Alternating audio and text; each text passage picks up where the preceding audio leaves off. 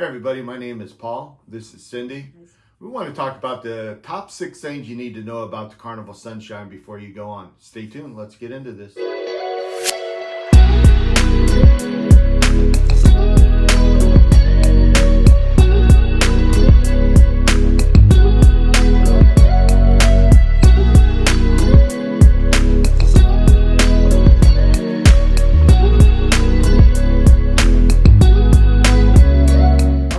Welcome to the channel. High Seas Paul and Cindy on YouTube, and of course High Seas Paul on Instagram, High Seas Cindy on Instagram. Of course, check out our Facebook page, High Seas Friends Travel, and highseasfriendstravel@gmail.com if we can help you book a cruise.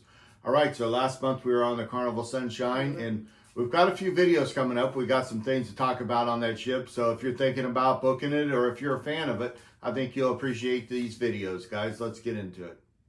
All right, guys, so we were on the Carnival Sunshine for 9 days. We did a 5 and a 4 back to back. So we did spend quite a bit of time on this ship. So I would say we know this ship pretty well. Yeah, and my mom was on the ship, so we did some little bit of different things on the ship, but we really enjoyed the Carnival Sunshine. Right. And so we got 3 things that we really loved about this ship and 3 things that we really disliked on this ship. And we're going to start from the lowest like and the lowest dislike and work our way up. All right, so the first dislike that we didn't like was there's not many pools and jacuzzis on this ship. And you've got the main pool area, and then the Serenity deck is just a small area. And if you're not out there by 8, 9 o'clock at the latest on a sea day, guess what? You're not getting a seat at that Serenity Pool. So that was our dislike. And it's just for the amount of people that are on that ship, there's definitely not enough pools and jacuzzis. And we'll put a couple video clips in right here. And another thing about it is when I was trying to get up to the Serenity deck, it was very difficult. Oh yeah, it's not easy. No.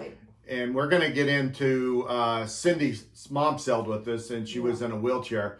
So we're going to do a later video talking about if the Carnival Sunshine is a good ship for disabled people to be on. All right, let's get into the next one.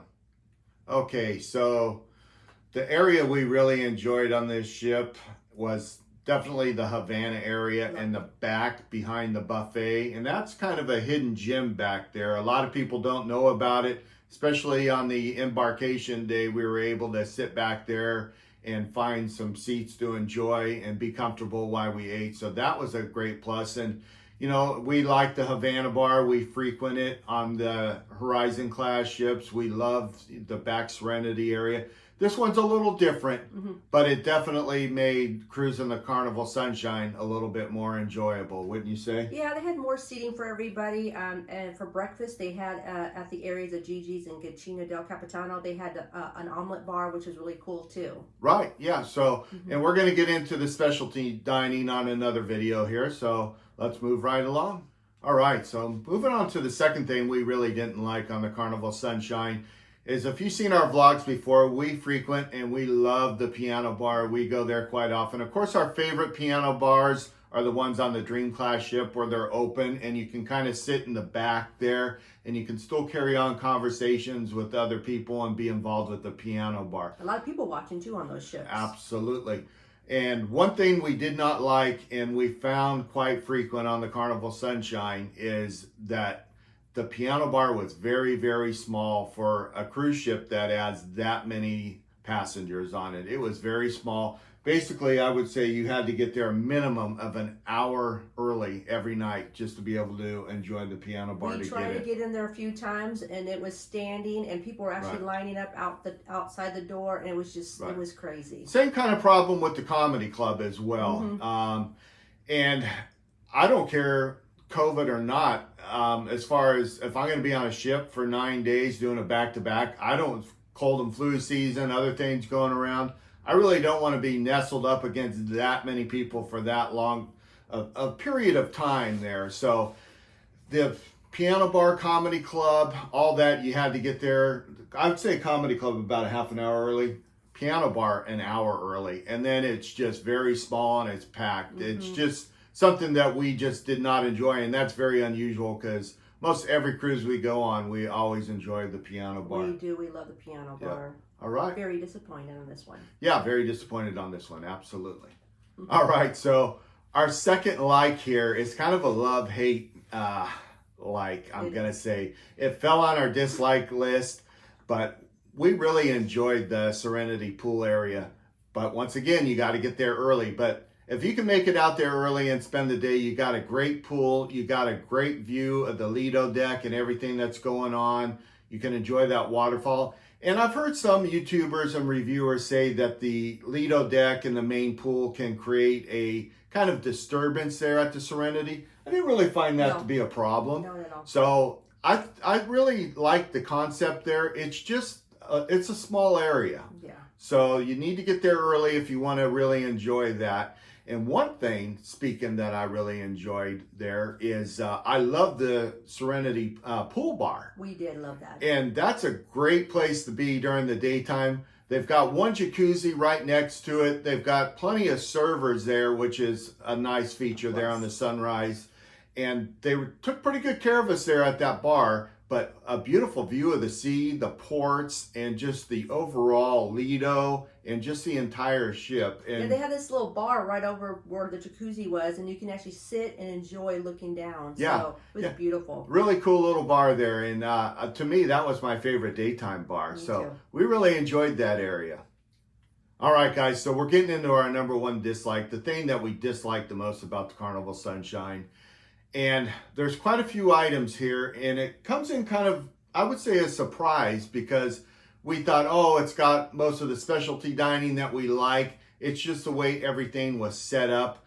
But my biggest complaint's got to be the small buffet areas, and they do it with the islands instead of, so basically you have people just going chaos. Cross in between, you grab while you're right. trying to It's just, it's kind of like a circus. And to me, especially on a small ship, they need to have the buffets with lines that start here and finish over there. And you just got people going back and forth on all the islands like crazy. It's just, it's nuts. But you gotta remember, me and Paul really do love specialty dining. So over by the Havana area, they got Gigi's and Cucina del Capitano right in the center of the Havana area. So you're not gonna get that special, unique dining experience. And on that note, it's also part of the buffet dining area.